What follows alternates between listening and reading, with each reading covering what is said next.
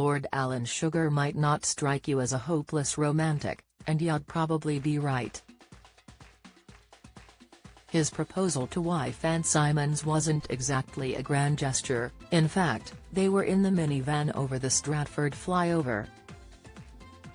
It was more along the lines of, "I suppose we should get married then," the Apprentice host recalled. There was certainly no going down on one knee, with a rose, in a restaurant. But luckily, Anne said yes, and the couple tied the knot in 1968 in Great Portland Street Synagogue before honeymooning in Mallorca for 2 weeks. They had met as teenagers 2 years prior. He was 18 and she was 16. And worked as a hairdresser while Alan was 3 years away from setting up his first business, selling electricals from the back of a van, a far cry from his £1. 25 billion net worth today.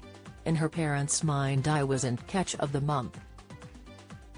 It's the old thing of they'd rather have an accountant, a lawyer or a doctor, Alan has previously said. While Anne revealed in BBC documentary The Real Alan Sugar that her husband is definitely not the romantic type. He wasn't the normal run of boys of that age, he was always a bit different, she explained. He was very straight-talking. I wasn't used to that type of thing, but that's what I liked about him. Don't know why, but I did. But Lord Sugar is not Anne's only celebrity connection.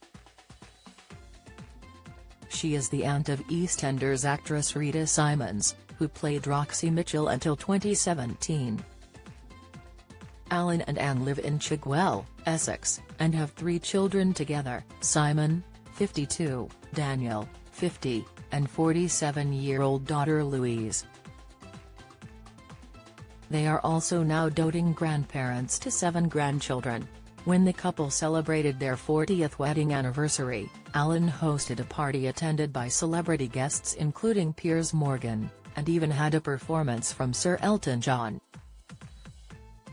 He made an unusually heartfelt speech in front of family and friends, telling guests, "A real successful man puts the love of his wife and children first. A real successful man's greatest position in life is to have a great family.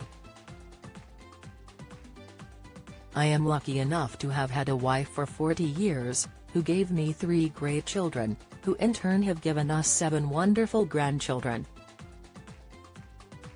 You see, everything I have today is because of the love of that lady and the respect my 3 children have for the both of us."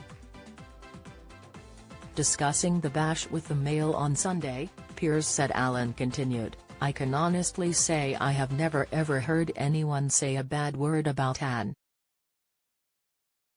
As you know, you can't say the same about me. Talk about chalk and cheese. She always says the day she met me she knew she had met Mr. Right. What she didn't know was that my first name was always."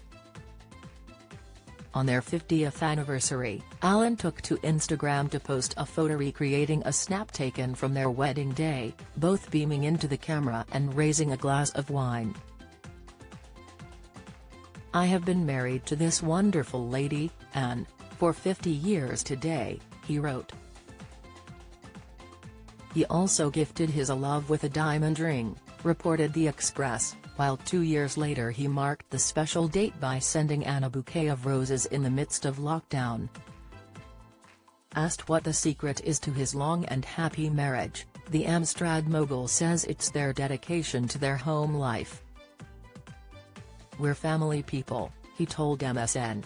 "You've got to look back to our mothers and fathers. We're family people like them." But despite Alan's brutality in business, it's Anne who wears the trousers in their relationship. "She's a very nice, polite, kind, soft lady. Apart from when it comes to me," he joked. In March this year, Lord Sugar will celebrate his milestone 76th birthday. He can also count himself as holding a fortune of £1.21 billion, making him the 138th richest person in the UK. When Hess not filming The Apprentice, running his multiple business projects or jet-setting around the globe, Lord Sugar puts time and effort into his charity work. He donates his fee for The Apprentice to Great Ormond Street Hospital. He also donated to Gosh his fee from his national savings and investment TV adverts and his winnings from the Christmas special of Who Wants to Be a Millionaire? Revealing he prefers to keep his charitable work under wraps, he said, "I want to avoid people saying what's he doing that for? Hasn't he got enough money? I really hate that feeling."